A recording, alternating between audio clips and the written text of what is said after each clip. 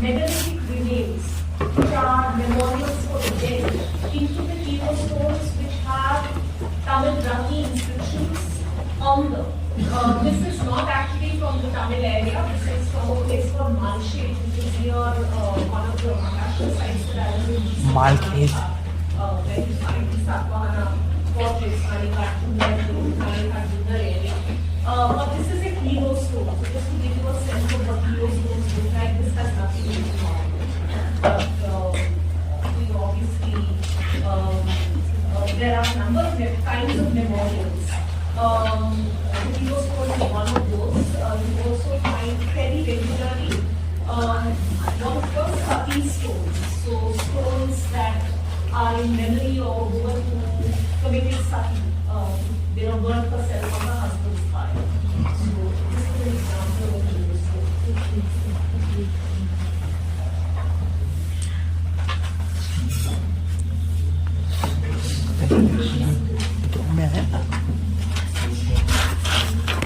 तू है क्या? इसे बंदी करते आवाज आएगी. Himakshi, present ma'am. Himangi, present ma'am. Himani, present ma'am. Otsu, Present ma'am. Ivana, Joanne, present ma'am. Kabir, Present ma'am. Kasa, present ma'am. Kashish, Present ma'am. Ushaka, Kutsiapur, Lalit, Present ma'am. Dalchuma, Present ma'am. Lavanya. When you come for the tutorial, just bring that Chattopadhyay book. I think it really. I thought you said it was. I saw it as page 6, and there's nothing on page 6 in my version of the book. Noon, present ma'am. Mansi, present ma'am. Mana, Maria, Tasneem, present ma'am. Rustar, present ma'am. Mahan, Present ma'am. Vivek, Roel, Present ma'am. Karthi, present ma'am. Pratyusha, present ma'am.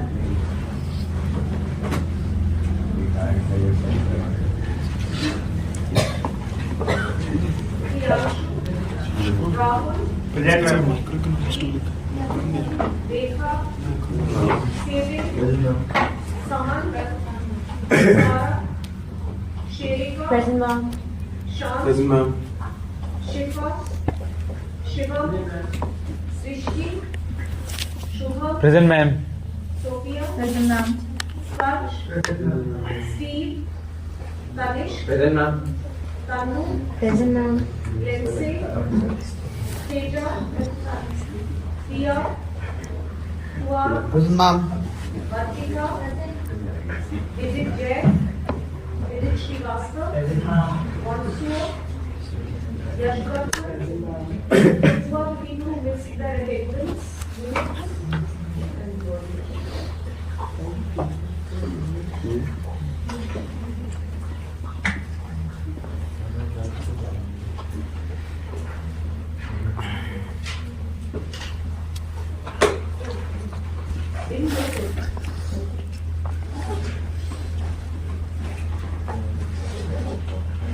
Okay, so in the last class, I ended with the literary devices in early Tamil poetry, the division into love poetry and poetry of war, aham or akam, and puram poetry. And the second literary device that I spoke about is the concept of the trinity, the five trinity, the Ain trinity, and mentioned how the historian Rajan Gurukal associates, this is R-A-J-A-N Gurukal, that's the last name I written, G-U-R-U-K-K-A-L, sorry my pen is just really dry up. So remember, get the spelling right, it's not Gurukul, it's Gurukal, which is the K-K-A-L. So he's one of the people who we are supposed to read according to the review list. So he associates each Tinai with certain kinds of economic activities, but each Tinai is also associated with certain kinds of behavior and a certain type of love. Okay, so Gurukal's reading, people may consider too little, but you are required to know what Gurukal says. The poets speak of Tamilakam or Tamilakam, so K and G may be used, it's the same letter in the Tamil script, or the Tamil land. This is a region that comprises not only modern Tamil Nadu, but spills out of that as well. It extends from the Tirupati hills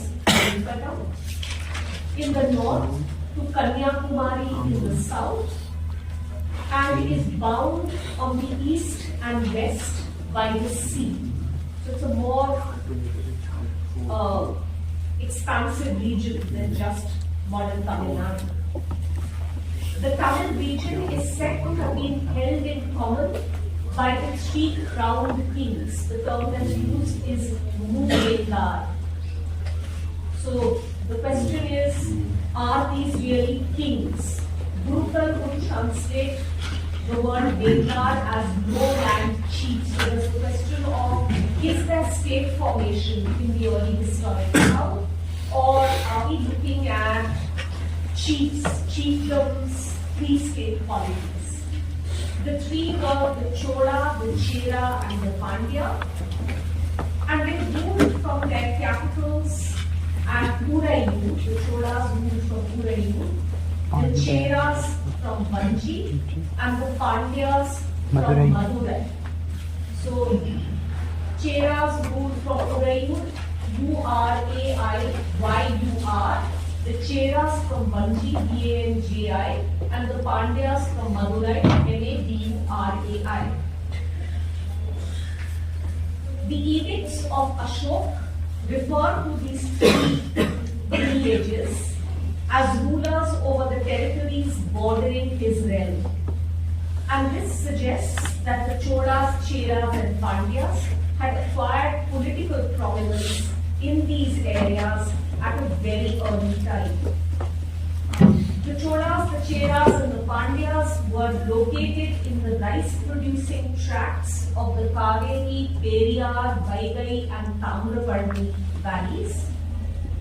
So Kaveri, I'm assuming you can spell. Periyar is P-E-R-I-Y-A-R. Vaigai is V-A-I-G-A-I. Tamrabarni is T-A-M-R-A-R-N-I. So the Cholas were located in the lower Kaveri valley. As I said, their capital was at Uraiyur. This is today part of Tiruchirappalli district. The Pandyas were located in the valleys of the Tamrabarni and Vaigai, and their capital was at Madurai. The Cheras were on the Kerala coast. Their capital was at Vanchi. So they were located in the rice-producing tracts of river valleys, and they fought each other for control over the Tamil land, Tamilakam. Each lineage had its own emblem, and these emblems also appear on their coins. The Chola coins are marked by the tiger, the Pandya coins have the fish, and the coins of the Cheras have the bow depicted on them. Beneath the Muvela, the political hierarchy comprised a number of lesser chieftains known as the Velir and the Kilar. Velir, Kilar. So Gurukul translates Velir as hill chiefs and Kilar as village headmen.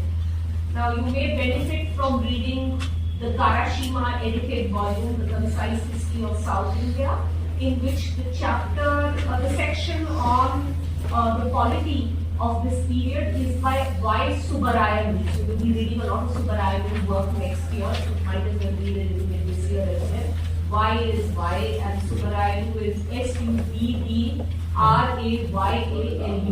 In addition, it would be useful for you to read Champakalakshmi's work on the early historic Tamil South and Rajan Gurukul. Both of these people are on your reading list.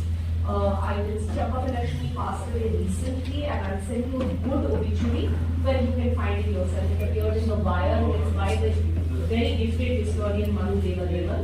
The only thing I saw draft, I don't know whether it's incorrected, her name is Champakalakshmi Rangacharya, not Ratha Champakalakshmi as everybody somehow writes.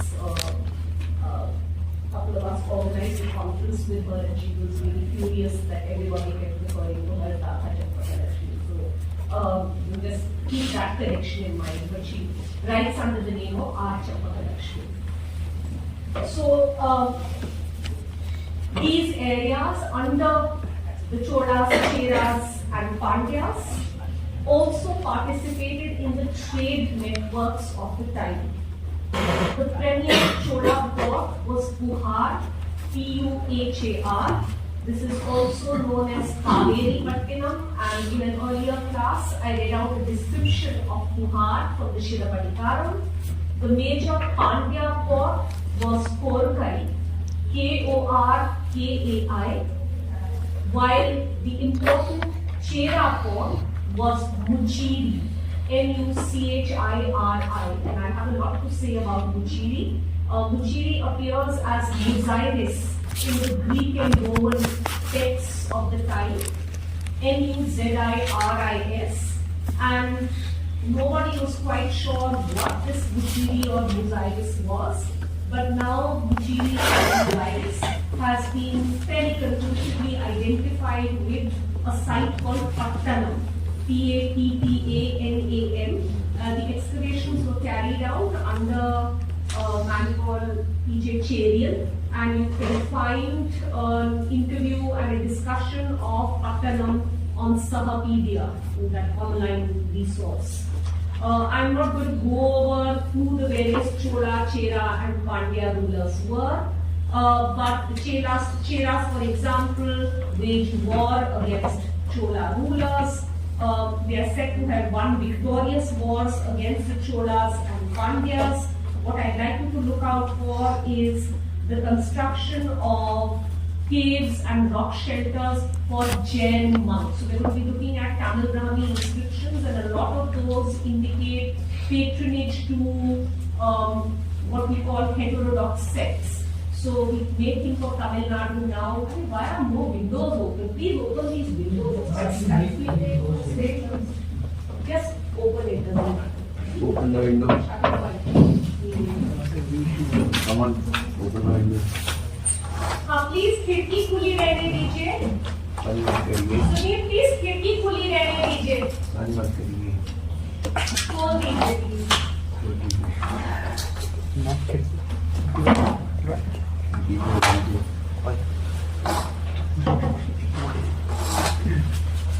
So what I'd like to think about, and I'm sure I've mentioned this earlier, that we think of Tamil Nadu very often as the land of temples, but there's very clearly an important presence of Buddhism in Jainism, and we find that from the early historic period. So lots of donations are being made for Jain monks. Sometimes these donations are by merchants.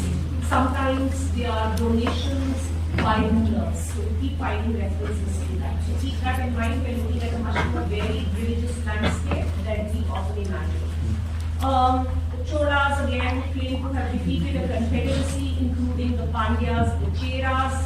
The Pandyas also claim to have defeated a confederacy of the Cholas, Cheras, and a variety of chieftains. One of the chieftains about whom, well, it wasn't really a poem about him, it was about a bard trying to find a suitable husband for his daughters, is someone called Pari, P-A-R-I, I'm reading down his name. And there's the poet Kapila, K-A-P-I-L-A-R, who writes many poems in praise of Pari. So he's going to be a loyal camp follower. These are some of the details that we have picked up. Sources include, for the political history of the period, coins, which I mentioned earlier, Tamil Brahmi inscriptions, and of course, early Tamil poetry. And in fact, the most important basis of legitimization of political power in early historic South India was the eulogy of poets. The poet was dependent on his patron for material support and for his livelihood, but the king also was dependent on the poet, and that's why I read out those poems to you in the last class. It was only the poet's praise of his generosity and heroism that could lead to his attaining lasting fame, something that came through very clearly from the poems that I read out in the last class. Early Tamil poems also reflect the emergence of other bases of rulers, royal prestige, and these included the performance of Brahmanical sacrifices and patronage of Jaina ascetics. And finally, in thinking about early Tamil polity, we need to look at the issue of, is this a pre-state polity, or did all of these developments that I have spoken about and others which I will speak about take place in the context of state polity? So, is this a pre-state society or is this a state society? Is there enough social stratification? Is there evidence of taxation? Is there evidence of urbanization? So, one view associated with people like Rajan Gurukul is that we are looking at a time of chiefdoms, not monarchies, not kingdoms. Even Chammakalakshmi asserts that the Vendar exercised limited control over agricultural tracts and they depended on tribute and plunder for their sustenance. There isn't really a full-fledged taxation system. However, we do have evidence of the features of the early historic period: writing, urban centers, specialized crafts, long-distance trade. So do we then go along with the view that this is a pre-state society? The references in poems are to rulers making gifts of gold, gems, muslin, even horses and elephants. And these suggest differential access to and control over resources. Rulers were also involved in long distance maritime trade, and they were consumers of luxury goods. We find that they also developed their trade and levied tolls and customs. As I mentioned, there is also evidence of dynastic coin issues. So when we come back to the question of, are we looking at least the rudimentary state structure, or are we looking at the pre-state society? So you just have to know both views. On one side are people like Rajan Gurukul and Chammakalakshmi. And then you can just pose these questions, that it's not a done deal that we're looking at key crowned kings, which tends to be the way in which Vendar is translated in history. These are some of the issues that I'd like to keep in mind. From the very beginning, the use of Tamil was an important cultural marker for this region. I'm drawing on the work of George Hart, and if you remember what I said in the last class, the context for Hart's work is the Dravidian movement, right?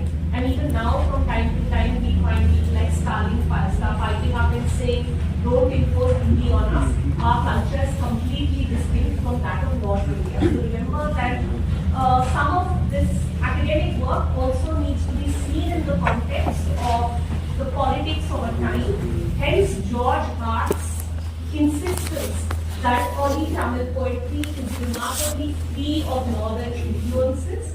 Hence also some of the attention that sites like Kiladi are getting now. Of course, they're being excavated by professional archaeologists, but there's a reason why Stalin has been going there repeatedly. And the point of that, partly at least, is when we got to the early historic period and all these great developments long before people did it now. Okay, so one needs to see all of this material, which is admittedly very important and remarkable. Also in the context of the politics of our time, the context of the Indian movement. Anyway, so Hart tells us that from the very beginning, the use of Tamil was an important cultural marker for this region. Of course, the Tamil used in the poetic text is Old Tamil, which is different from the Tamil that's spoken today. Trade, travel, and interior rule facilitated contact between north and south. Yet Hart emphasizes that the Tamil poems are remarkably free of Sanskrit and Prakrit words. In some cases, he shows that less than 2% of the words in a poem or a text are of Sanskritic or northern origin. Even when there is cultural contact like borrowing, Tamil equivalents tend to be used for most words. Therefore, Shruti, for example, becomes Kelvi. This is S-H-R-U-T-I, Kelvi is K-E-L-V-I. Even Brahmanical deities were not named in Sanskrit. Instead, they are referred to by Tamil epithets and names. I'll talk about this when I do Tamil completely, how actually what you find is a combination of northern and southern streams. Evidence of Old Tamil occurs not only in the poetic texts, but also in the inscriptions found across the region. So in Hart's work, there's an emphasis on how distinct Tamil is from the languages that are spoken and used in the north. And there's a historiographical context to this as well. So if you look at the work of K.A.N. Shastri, Neelakanta Shastri, he talks about the Aryanization of South India. And he draws our attention to such stories as the story of Agastya. The story of Agastya is that Agastya travels south, and then there is the process of Aryanization. There is also the story of Parashuram. Parashuram, as you know, exterminated all the Kshatriyas and then he gifted the entire earth to Brahmanas. Now he had no place to call his own, so he went to Kanyakumari and threw his axe to the north. And the area where the axe fell, back to the south, that area became his domain. He brought Brahmanas from the north and settled them there. So the earlier story was the story of Aryanization. Although Shastri's work is not quite as unnuanced as that, he does talk about the composite character of the culture of the Tamil Nadu, which is a blend of two distinct cultures, what he calls Tamilian and Aryan. Now instead, there's an acknowledgement of a reciprocal interaction between North and South, and the acknowledgement of a society with its distinctive cultural traditions, but not completely unaffected by what is going on in the North, even if Hart would have us believe that. So as I mentioned, this distinctiveness is found not only in the Tamil poetic texts, but also in inscriptions in Tamil Brahmi. Tamil Brahmi inscriptions were first discovered in the early 20th century, in 1903 actually. So it's in 1903 that the first Tamil Brahmi inscription was discovered in a cave in Madurai district. Until then, historians had been rather perplexed by the absence of inscriptions in the Tamil region until around the 7th century. So that is very early. But even after this discovery of Tamil Brahmi, there was confusion over these inscriptions, with some scholars holding that they were similar to Ashokan Brahmi and that their language was Pali. Subsequently, it has been shown that the contents of these inscriptions are definitely in Tamil and their script is Tamil Brahmi. So it's Brahmi modified for Tamil. The Tamil Brahmi inscriptions in the caves of Madurai district are records of gifts. Mainly these are records of gifts to Jain monks. They record the names and occupations of donors, and I'll come to that in just a bit, as well as specific endowments that were made, such as the gift of a stone bed, a seat, or caves for monks to live in. So there are around 83 short cave inscriptions that have been found from 26 sites around Madurai, in and around Madurai. However, we need to remember that the use of the script is not confined only to such votive inscriptions. So it's not confined only to religious contexts. Rather, the script appears on a wide range of material in a range of sites in the Tamil country. These include inscriptions of different kinds on pottery, on rings, seals, coins, metals, and also memorial stone, hence that photograph. Among the many funerary rituals described in the early Tamil poems is the setting up of hero stones, and the Tamil word is Nadukal, Nadukal. So I'm just going to read out a short poem from one of the 8 anthologies, and this describes the ritual. And the poem is as follows. Now they had raised a memorial stone and set it up on a mound, erected on stony ground, and they had circled it with a garland of red flowers.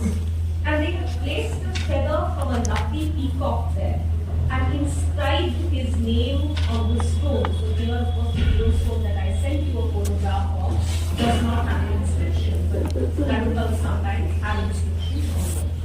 Ignorant of the death of that noble man who brought in cows and calves and drove off his enemies. So he's someone who is a heroic warrior. And what does he do? This is very much like the society of the Vedic corpus. It's a cattle breeding, cattle rearing society. So pastoralism is an important part of this society. That noble man who brought in cows and calves and drove off his enemies, will the families of bards come to us still? So again, reference to bards. So again, very much like the Vedic corpus, right? So it's a society of heroic poetry, heroes wage war, these wars are over livestock, and their praises are sung by bards. So hero stones are routinely found in the archaeological record in many parts of the country. But it's difficult to date a lot of these. How does one know that something dates to the early historic period? But recently, in Tamil Nadu, excavators have found hero stones inscribed in the Tamil Brahmi script of the 3rd century BCE. So I'll talk about in just a bit how do we date these inscriptions. There's been, of course, a debate about the dating of Tamil Brahmi, the origin and date of Tamil Brahmi. Till fairly recently, till just a couple of decades ago, it was generally accepted that the Brahmi script spread to Sri Lanka and South India during the period of the Mauryas, largely due to the labors of Jain and Buddhist monks. This is work done by I. Mahadevan, whose name I have not written on the board because pen dried up. One letter, Mahadevan is Mahadevan. Mahadevan also claims to have deciphered the Harappan script, but he's done a lot of very good work on Tamil Brahmi.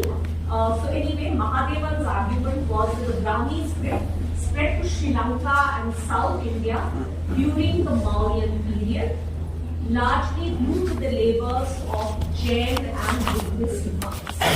On this basis, Mahadevan argued that the origin of Tamil Brahmi can be dated to the end of the 3rd century BCE or the beginning of the 2nd century BCE. More recently, this is not that recent, articles have been coming out since around 2008, so it's now like 15 years or more.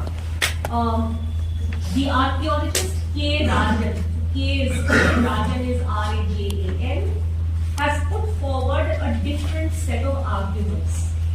These are conservative dates. Many people are pushing the date back of Tamil Brahmi further than what I'm going to share with you. So this is Rajan's early work. Now they're saying it may go back to the 6th century BC. I am not convinced by that argument.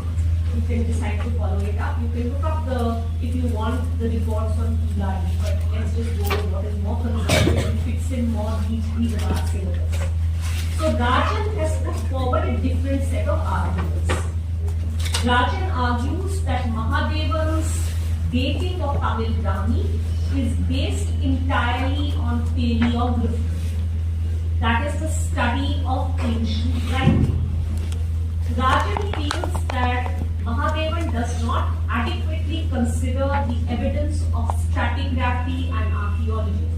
Rajan feels that Mahadevan hasn't adequately taken into account the layers at which Tamil Brahmi occurs. Rajan argues that by taking the Ashokan inscriptions as a base mark, scholars have so far provided a uniform date of the 3rd century BCE for the introduction of the Brahmi script into the region. Their analyses make it appear as if the script was uniformly introduced. Rajan argues that if Brahmi was introduced from the north, then surely inscriptions from sites in northern Tamilakam should have an earlier date, but this is not the case. Rajan is one of the major excavators at the site of Kodumanal. I'll spell that out. Kodumanal. This is in Tamil Nadu. Rupinder Singh also discusses the site of Kodumanal. Rajan has argued through his work on Kodumanal and also other sites. Rajan has argued for the need to study the Tamil Brahmi script, not only in terms of the evolution of the script, but also in terms of its stratigraphic context and with associated cultural material. I think I'm never like this. Kodumanal.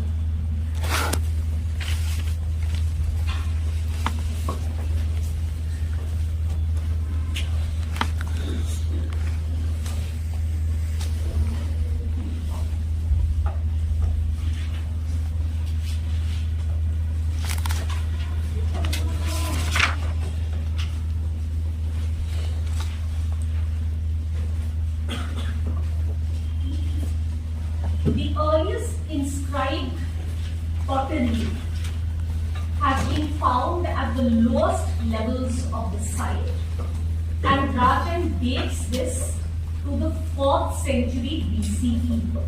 That is much before the commonly accepted date for the introduction of the script in this region. So what Rajan is saying is that the script actually goes back much earlier than Mahadevan and others would have us believe. It goes back at least to the 4th century BCE, and the site of Kodumanal is important in this discussion on the origin and date of the Tamil Brahmi script.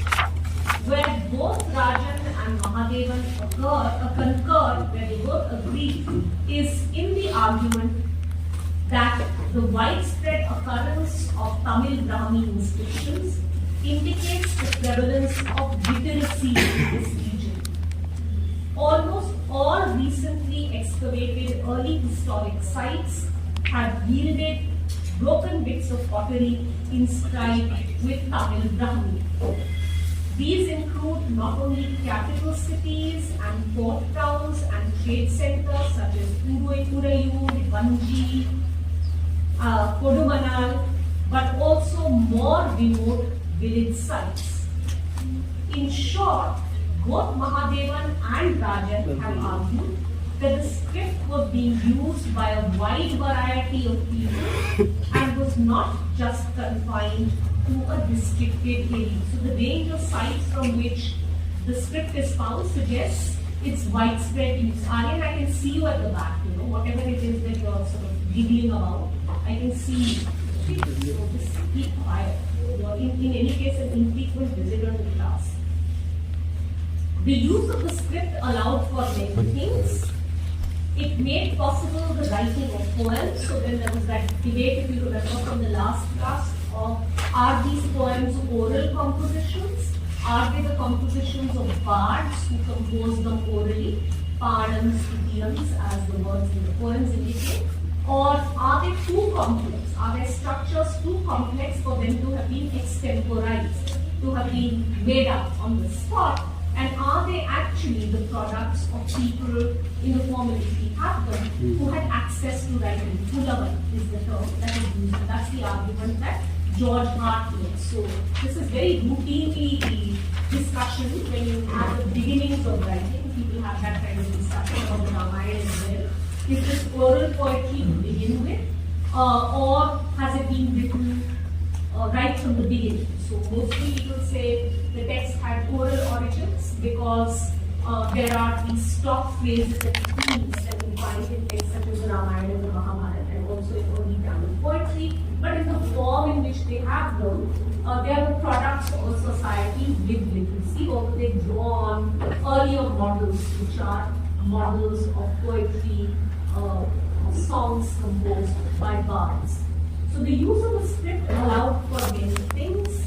It made possible the writing of poems and texts composed perhaps originally in the bardic tradition.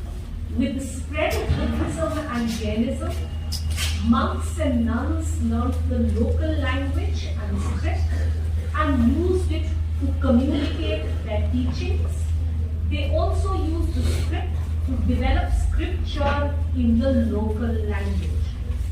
Expanding networks of trade and exchange. There's again the question of, is this just long distance exchange, or can we talk about trade? Again, take a look at Rajan Gulikal's work. What is the nature of this exchange? Does it necessarily mean that we're looking at state societies and proper urban centers as we often think about them, or are we just looking at exchange and not trade as developed as one may imagine? So these expanding networks of exchange and trade require forms of recording to control and document transactions. They also brought this region into contact with other literate cultures and societies. What are some of the networks of exchange in early Tamil society? We need to remember that the Tamil country had a long coastline, and it is involved in a series of networks which, among other things, linked it with the Mediterranean in the west and Southeast Asia in the east. So scholars have tended to focus on long-distance networks of exchange and trade, somewhat to the neglect of much more day-to-day exchanges, which I draw your attention to also. Historians have attempted to study these networks through archaeology, epigraphy, and evidence from literature. These networks expanded with time from the beginning of the early historic period in the Tamil South till at least the 3rd century CE, and in many cases well beyond. So there's a kind of shrinking of Indo-Roman trade with the collapse of the Roman Empire, and yet certain sites continue to be important. One of those is Arikamedu in the Pondicherry area, and the other is Kaveri Kattinam, which is Puhar. So Kaveri Kattinam continues to flourish despite the shrinking of Indo-Roman trade. Okay. So we can speak of different levels of exchange. We don't always have to think about long-distance exchange and trade. And these levels of exchange range from day-to-day barter, hawking and peddling, to larger transactions in luxury and high-value goods, which is what historians have tended to focus on. And these transactions in luxury and high-value goods were undertaken for long-distance or maritime trade, but you have much other exchanges as well. Exchange led to interaction between regions and sub-regions, and yet at the same time, differences in the availability and utilization of resources also led to competition and war. So trading, trying to control trade and exchange also led to competition and war. And we find that the Mu-Vendar are often fighting with each other because trade is also very important, and they're trying to corner as much of this exchange and long-distance trade as is possible. So just to illustrate how there are many different levels of exchange, another poem from one of the 8 anthologies, and this is about a warrior in difficulty. After he gave what he owed to the creditors who besieged him, whatever was left to him of his low-yielding harvest of millet that required only the stamping feet of boys rather than buffaloes for its threshing, was eaten up by hungry bards. So he gave away whatever he owed to creditors. That's one kind of exchange. Another kind of exchange is his gift to bards. He's bound to be generous to bards. Then, since no one came to his gate in order to soothe the poverty of his family, he told no men what he needed and borrowed millet. So he didn't even have enough to feed his family, and that's another kind of exchange. He borrowed millet. That man of work has the strength to repel advancing kings. So this is a warrior who's fallen on hard times. So apart from these kinds of very minor exchanges, there's evidence of regular local exchange based on barter, both within and between sub-regions. So for example, hill produce such as honey, pepper, dairy products, the salt of the coast, the paddy of the plains would have all circulated in the region. So these are products of different Tinai and they would have circulated in the Tamil region.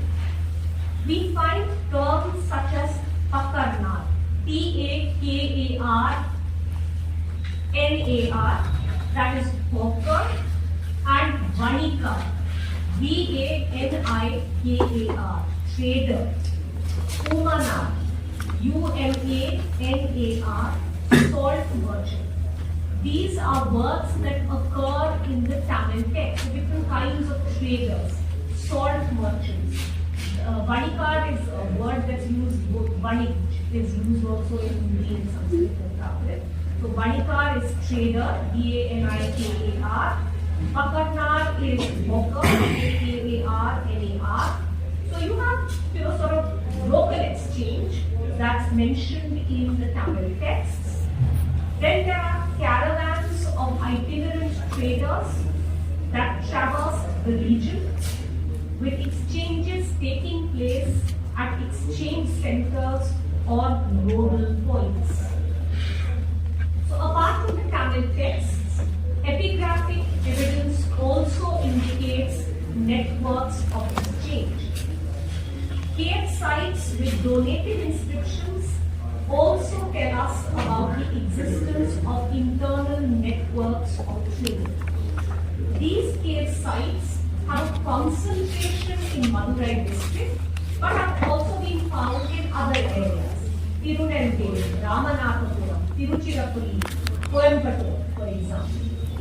These inscriptions record merchants with different specializations, and these merchants are recorded as making gifts to these sites. So you have literary sources and you have epigraphic evidence which indicate local exchange, movements of people within the region, between sub-regions. The many kinds of merchants include toddy merchant, iron plowshare merchant, gold merchant, textile merchant, salt merchant. I can give you the Tamil names, but given that I'm not writing this, I'm just mentioning the English terms. Toddy merchant, iron plowshare merchant, gold merchant, textile merchant, salt merchant. So a good deal of diversity within even the merchant community, right? So we're looking at how much specialization there is, how much social stratification there is. So it all ties up with what is the nature of the society we're looking at, and can we talk about kingship, state society, urbanization, right? So these are all issues that are not separate issues. So if you read Gurukul, he'll say there's no state, there isn't even any proper urbanization, and there isn't long distance trade. So he's seeing this still as the remnants of a kind of tribal society, and Therefore, one needs to marshal the evidence. If one believes that there is a state society with proper urban centers, mostly people around it, and long distance trade, then you need to marshal the evidence that suggests that in fact there's a transition to trade state society. So I'm just putting both points of view. I am a little more favorably inclined to think that there is actually state society, the beginning of state society, even if you don't have a proper taxation system and so on. So not everything is in place, but it does look like you have the beginning of state society.